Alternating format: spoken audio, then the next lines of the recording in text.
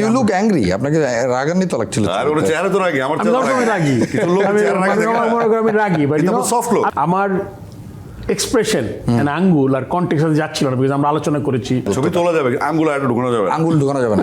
গণমাধ্যম মনে করে যে এই যে পরিচালনা পর্ষদ রয়েছে বিসিবির, তারা তাদেরকে অতটা সহজ স্বাভাবিকভাবে নিচ্ছে না। একটা নানা রকম বিধি নিষেধ আরোপিত হয়েছে, যেটা আপনারা ইনফ্যাক্ট একটা প্রেস রিলিজের মাধ্যমে জানিয়েছেন যে চাইলেই বিসিবিতে ঢোকা যাবে না, যেটা পরবর্তীতে আমিনুল হক আসার পরে এটা তুলে নিয়েছেন। এছাড়াও একটা ছবিকে কেন্দ্র করে ফারুক আহমেদ, আপনার একটা ছবিকে কেন্দ্র করেও একটা সতর্ক বাণী দেওয়া হয়েছে সেই ফটোগ্রাফারকে যে চাইলেই এইভাবে ছবি তোলা যাবে না।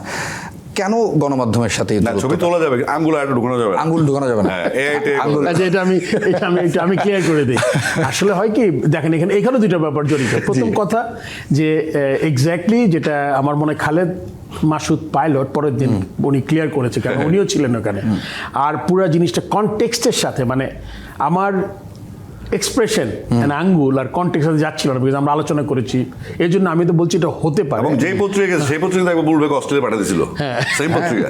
এবার নগদে পাচ্ছেন হেলিকপ্টার অফার, তাই কেনাকাটার পেমেন্ট নগদে করুন আর বুঝে নিন ২০০০ টাকারও বেশি ক্যাশব্যাক সহ হেলিকপ্টার রাইড। পেমেন্ট শুরু করুন আজই।